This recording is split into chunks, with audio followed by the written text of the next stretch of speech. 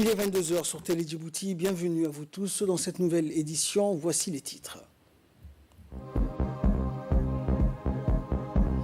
Le chef de la diplomatie djiboutienne a participé à la réunion du Conseil de paix et de sécurité de l'Union africaine.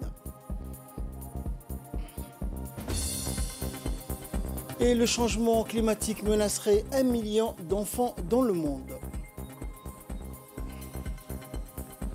Voilà pour les titres. Bonsoir à tous.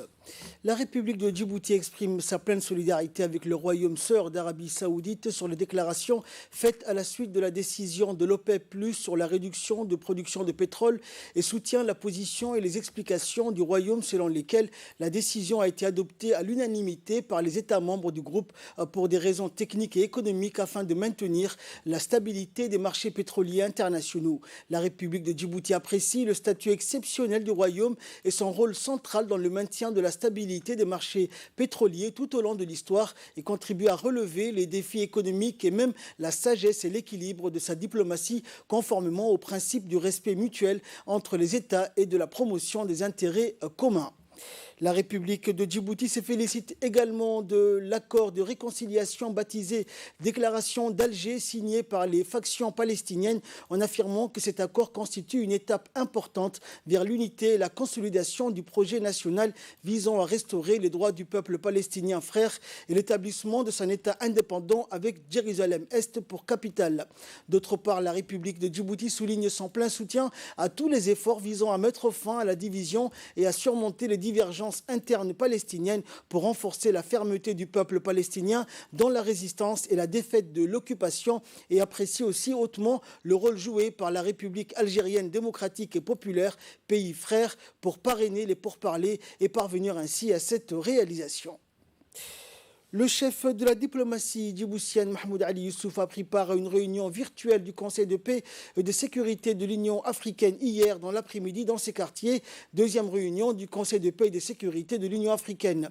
Sous la présidence du Maroc, cette réunion de haut niveau s'est tenue sous le thème dérèglement climatique, paix et sécurité, renforcer la résilience et l'adaptation pour la sécurité alimentaire des pays africains. En d'autres termes, elle s'est tenue sous le signe de l'Afrique face au changement climatique. Les différents participants qui ont tous pris la parole ont déclaré la vulnérabilité des pays à l'élévation du niveau de la mer, aux variations des régimes pluviométriques et à la dégradation des sols, l'extrême vulnérabilité aux épidémies, à la sécheresse et aux inondations. Écoutons à présent l'intervention du chef de la diplomatie djiboutienne et porte-parole du gouvernement, déclaration faite virtuellement. Écoutons Mahmoud Ali Youssouf. Des ressources hydrauliques, agricoles, pastorales, halieutiques créent des tensions qui dégénèrent en conflit.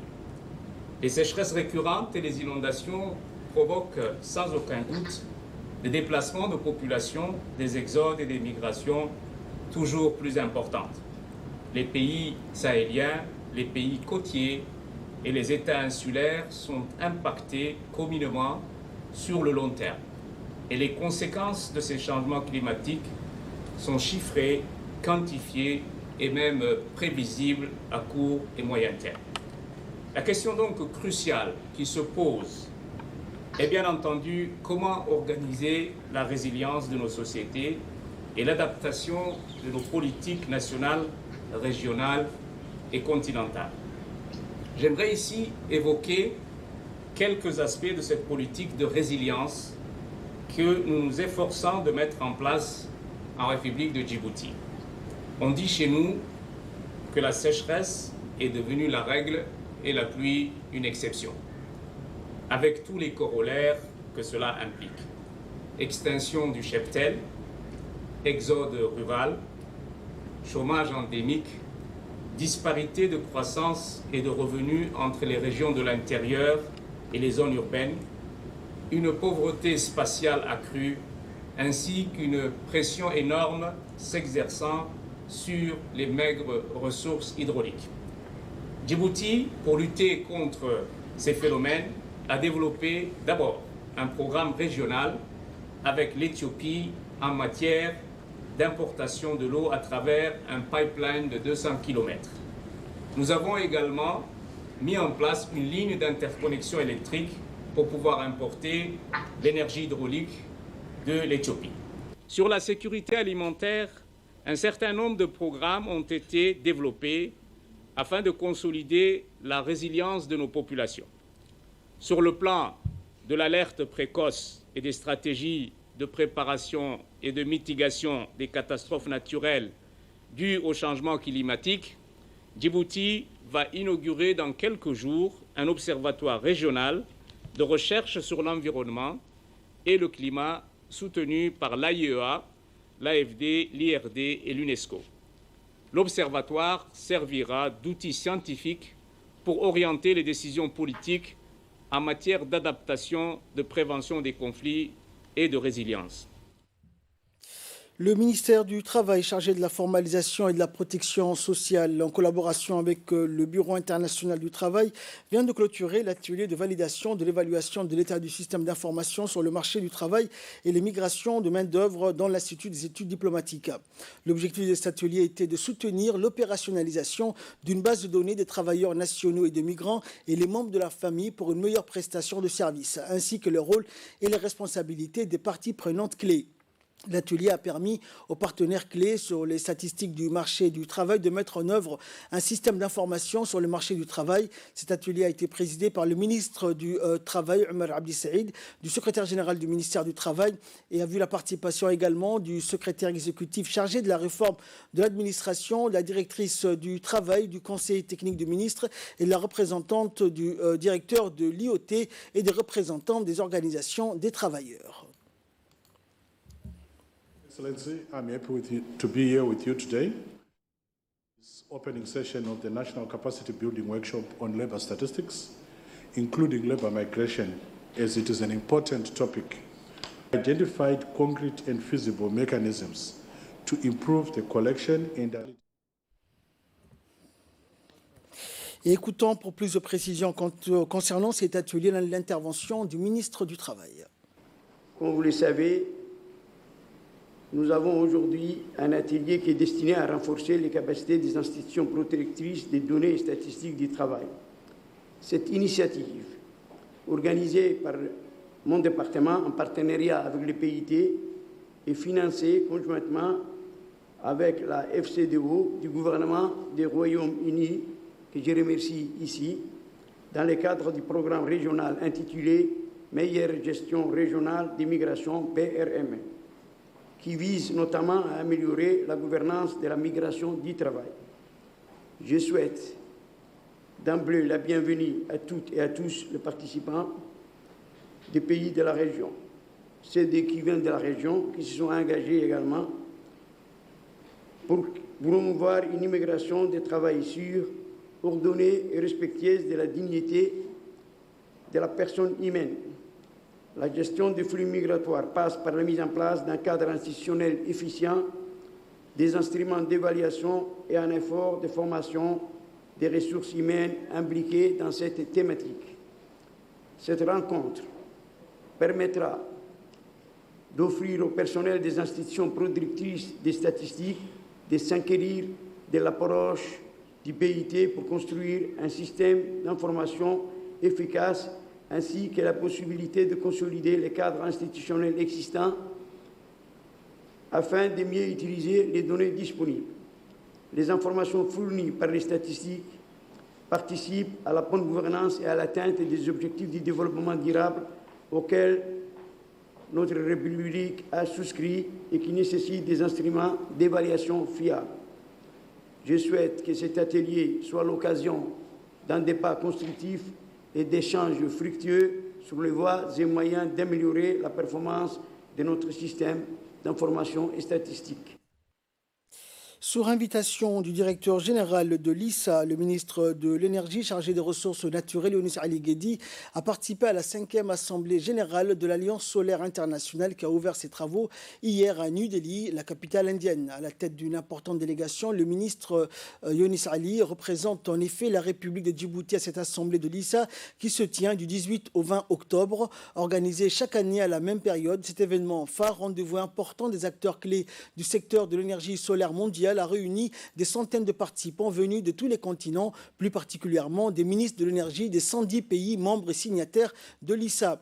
Plus d'une trentaine de points ont été inscrits à l'ordre du jour de cette 5e édition de l'Assemblée générale de l'ISA, dont notamment l'élection de son président et de son coprésident. Les deux pays cofondateurs de l'Alliance, en l'occurrence l'Inde et la France, ont été reconduits respectivement au poste de président et de coprésident de l'Assemblée de l'ISA pour un mandat de 2 ans.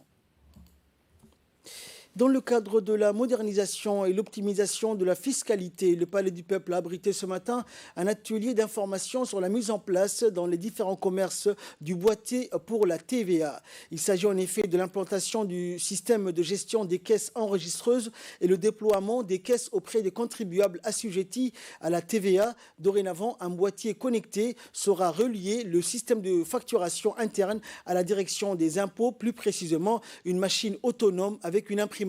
Ce support donnera en temps réel les informations à l'administration fiscale. Et autour de la table, les grands commerçants de la place qui sont venus s'enquérir des informations nécessaires et de leur mise en application. Ces nouveaux moyens mis à disposition pour une fiscalité moderne et efficiente traduisent bien une volonté au plus haut niveau qui a pour mission d'améliorer des recettes fiscales à travers les nouvelles technologies. Nous sommes réunis ici au Palais du Peuple aujourd'hui, le 19 octobre, avec les commerçants du secteur de Kankieri, City Avenue 13, pour bien discuter l'application de la TVA ainsi que l'installation du boîtier fiscal. Nous avons ensemble discuté et donc soulevé toutes les problématiques et les difficultés qui sont parlées. Et nous avons solutionné les problèmes. La TVA, je vais faire un bref rappel de la TVA. La TVA a été mise en place à Djibouti en 2009. Ce n'est pas quelque chose de nouveau, mais ça a commencé progressivement à appliquer selon le seuil d'assujettissement de chiffre d'affaires. Selon les expériences qu'on a tirées du passé, nous avons décidé de généraliser la TVA à l'ensemble d'Avenue 13 de Kankieri. Comme ça, il n'y aura pas, mon voisin n'applique pas la TVA, mon voisin ne facture pas la TVA. Tous ces prétextes n'ont pas lieu d'être maintenant. Toutes les quincailleries qui sont situées à Avenue 13 doivent appliquer la TVA et ils ont déjà commencé et ils doivent l'appliquer. Écoutons à présent l'intervention à la réunion donc, du secrétaire général du ministère du Budget. Aujourd'hui, nous sommes réunis ici, dans cette salle, avec la Direction générale des impôts, pour l'installation des boîtiers fiscaux pour la mise en place de la TVA. La TVA, depuis le 1er janvier 2022, elle s'applique à tous les commerçants qui ont entre 10 et 20 millions de francs Djibouti de chiffre d'affaires. Ça veut dire que tous ces commerçants, aujourd'hui, ce sont les quincailleries de toute la République de Djibouti, de la place de Djibouti, qui doivent appliquer cette obligation légale de facturer avec la TVA. Facturer avec la TVA, ça veut dire mettre en place, répondre à toutes les conditions, accepter l'installation de la machine, du boîtier fiscal, avoir un accès à Internet et adopter un système de facturation pour que la Direction générale des impôts puisse suivre avec vous les déclarations de TVA. Ce mécanisme de TVA est obligatoire et nous avons commencé à mettre en place dans l'ensemble des commerçants. Il ne faut pas dire pourquoi nous, pourquoi pas les autres. C'est une loi qui va s'appliquer à tout le monde. Et cette loi qui va s'appliquer à tout le monde en matière de TVA doit être, il n'y a aucun délai additionnel supplémentaire, tout le monde doit se conformer. L'État a imposé cette mesure, tout le monde doit se conformer à la mise en place de la TVA et effectivement, la fermeté sera des rigueurs pour la mise en place de cette TVA. Dans l'actualité également, dans le cadre du renforcement des capacités des hauts cadres de l'administration publique, une mission conduite par le secrétaire général de la primature, Neguib Abdallah Mohamed Kamil, séjourne depuis le 14 octobre au Canada, plus précisément au Québec, où des discussions sont menées au niveau de l'École nationale de l'administration publique, l'ENAP, afin de relancer le partenariat avec cette prestigieuse institution. Cette mission vise à la mise en œuvre d'une stratégie de modernisation de l'administration publique en vue d'une amélioration des services au public. Au cours de sa visite, la délégation conduite par le secrétaire général de la primature a pu s'entretenir avec les responsables, dont la directrice des affaires internationales, Mme Jacinthe Gagnon, et Michel Bernier, conseiller aux affaires internationales. Une visite à l'Assemblée nationale du Québec également a par ailleurs été organisée au profit de la délégation qui s'est entretenue sur place avec la directrice générale de la gouvernance en gare, la gestion axée sur les résultats au sein du sous-secrétariat à la performance et à l'application de la loi sur l'administration publique. La délégation conduite par le secrétaire général de la primature, Neguib Abdallah, a eu tout au long de son séjour des échanges fructueux avec les partenaires pour relancer la coopération avec l'ENAP sur des sujets d'intérêt pour le pays, notamment sur le renforcement de la gestion de la performance, la conduite du changement et le renforcement des capacités des cadres et agents de l'administration publique. À l'instar du reste du monde, la République de Djibouti a célébré aujourd'hui la journée mondiale du lavage des mains. Le ministère de l'Éducation nationale et l'UNICEF ont conjointement organisé une cérémonie intitulée conformément au thème retenu pour l'édition de cette année, s'unir pour une hygiène universelle des mains. Le secrétaire général du ministère de l'Éducation nationale, Mohamed Abdallah Mayoub, et la nouvelle représentante de l'UNICEF, Bit Dastel, ont parrainé la fête qui s'est déroulée à l'école d'Enguela avec la participation de l'ambassade du Japon, mais aussi du directeur de l'enseignement, Abdi Derir. Le but de cette fête était de sensibiliser et de mieux faire comprendre aux élèves de l'enseignement de base l'importance de se laver les mains avec du savon pour prévenir les maladies de façon efficace et aisée. Chaque année, le MENFOP et l'UNICEF s'unissent pour instaurer et promouvoir une culture du lavage des mains, tout en suscitant une prise de conscience accrue et une meilleure compréhension de ce geste efficace et économique qui permet de limiter la propagation des maladies. Notons enfin que la journée a été marquée par des interventions successives des officiels qui ont tous rappelé que ce geste, qui peut parfois sembler anodin, peut sauver des vies.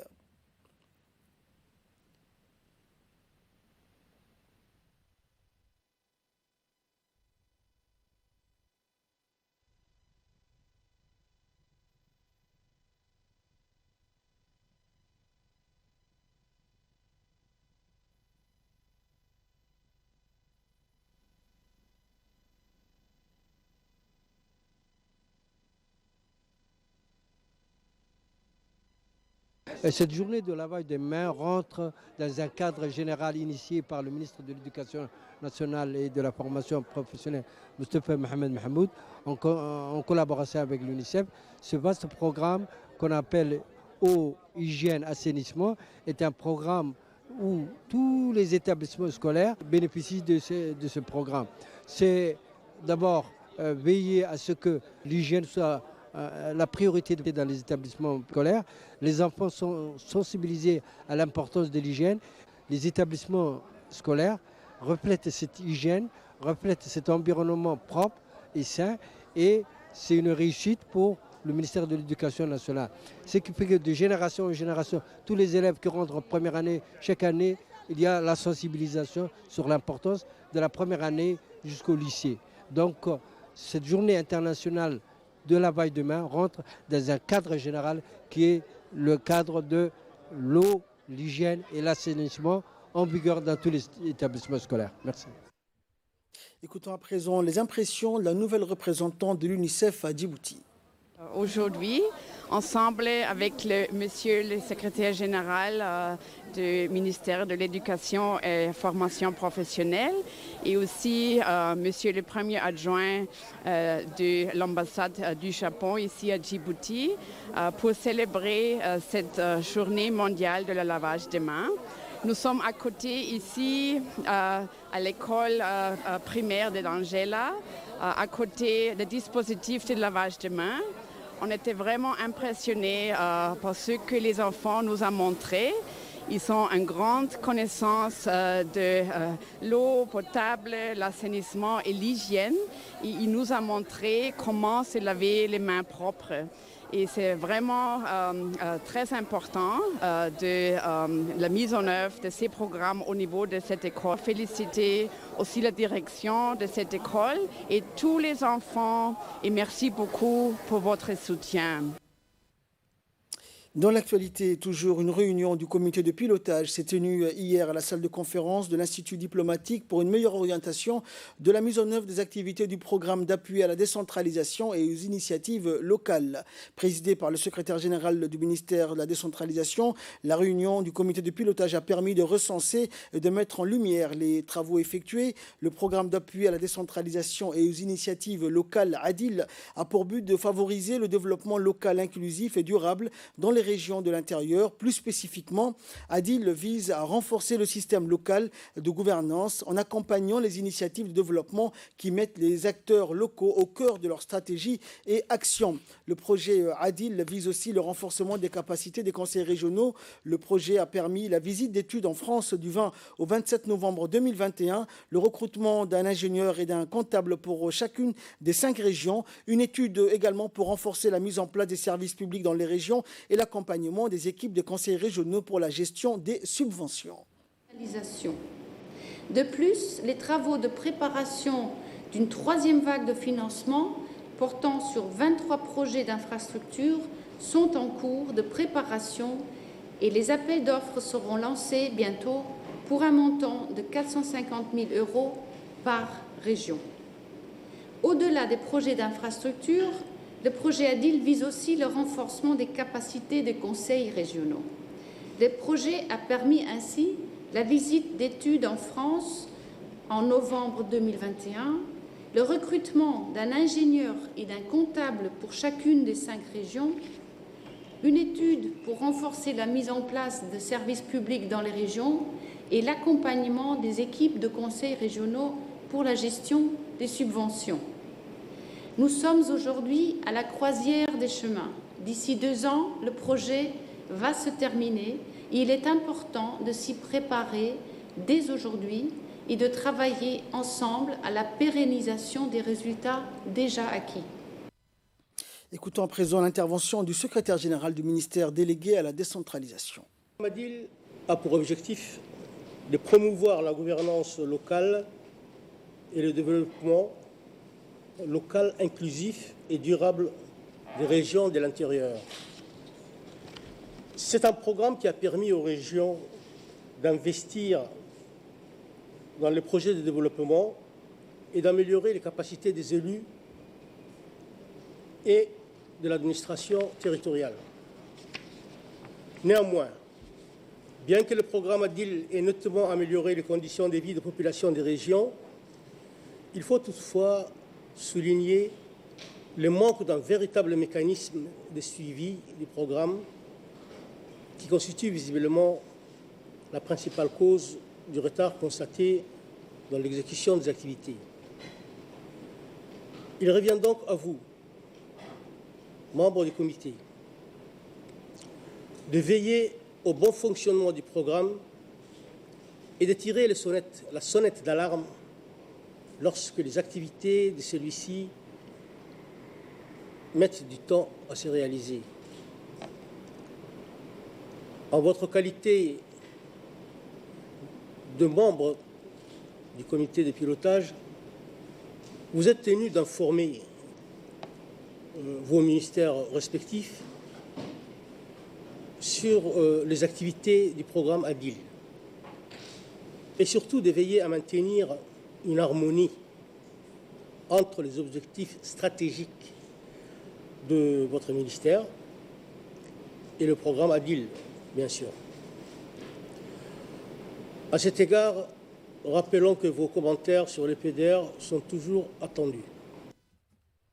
Santé à présent, le directeur général de l'Institut national de santé publique de Djibouti, Dr Hussein Youssouf, entouré de ses principaux collaborateurs, a présidé une importante réunion de concertation et de coordination autour de l'épidémie de dengue qui sévit dans la sous-région. Les discussions ont essentiellement porté sur le renforcement graduel du dispositif de prévention ainsi que sur les modalités de prise en charge d'éventuels cas de fièvre dengue sur le territoire djiboutien. Pour rappel, la dengue est une maladie transmise par la piqûre d'un moustique du genre Aedes, porteur de l'un des 4 virus de la dengue. Il n'y a pas de transmission directe de personne à personne. Les participants ont procédé à une évaluation des dispositifs de surveillance sentinelle des laboratoires nationaux de santé publique et de prise en charge de la fièvre dengue pour assurer une meilleure prévention et un contrôle d'éventuelles épidémies donc dans le pays. Le directeur général de l'INSPD exhorte la population djiboutienne à adopter des comportements d'hygiène individuelle et collectifs pour lutter efficacement contre la maladie. La prolifération de vecteurs et la prolifération de moustiques. L'Institut a démarré la pulvérisation spéciale, la destruction des gîtes larvaires. Mais néanmoins, actuellement, il y a quelques cas de paludisme. Il y a des cas de paludisme, il y a des cas également de la fièvre à dengue. À cet effet, nous disons à la population que nous avons la capacité de diagnostic dans toutes les structures de santé. Direction Tadjoura à présent, où l'association des jeunes conscients pour le progrès social, en collaboration avec la sous-direction régionale de Tadjoura, a lancé la 3e édition du tournoi interquartier dans le cadre de la lutte contre la délinquance juvénile et la promotion de la pratique de sport dans notre pays. Ce tournoi, qui a vu la participation de plusieurs jeunes de la ville blanche, a également vu la participation du coordinateur du sport, de la sous-directrice du sport comité sportif de Tadjoura, de l'animateur du sport, ainsi que du président d'AVJ et du président d'ADAS et du président de l'association ADIR.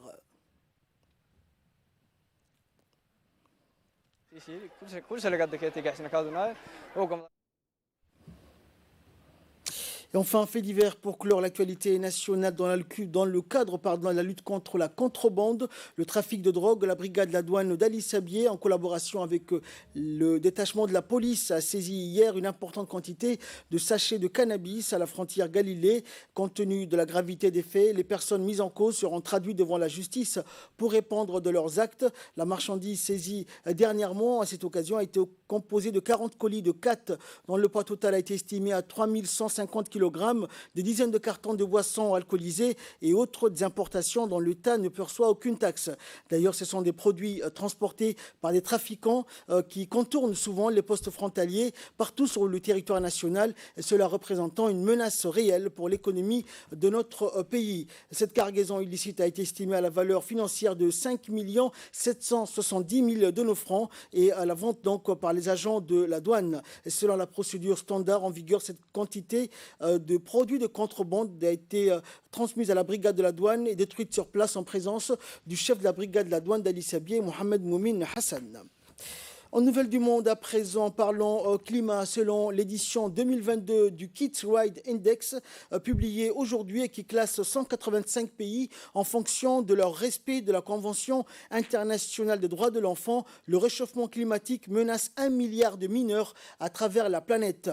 Les effets du changement climatique menaçant 1 milliard d'enfants et globalement, le niveau de vie des mineurs dans le monde ne s'est pas amélioré au cours de la dernière décennie. La pandémie de la Covid-19 a également eu un impact important sur les mineurs, parfois privés de nourriture ou de médicaments en raison de perturbations dans le secteur de la santé, entraînant la mort de quelques 286 000 enfants de moins de 5 ans.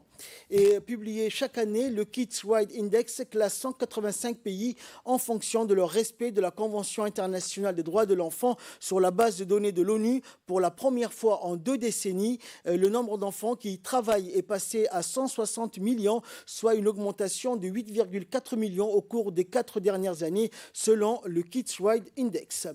C'est tout pour cette édition. Merci de nous avoir suivis. Excellente soirée sur Télé Djibouti.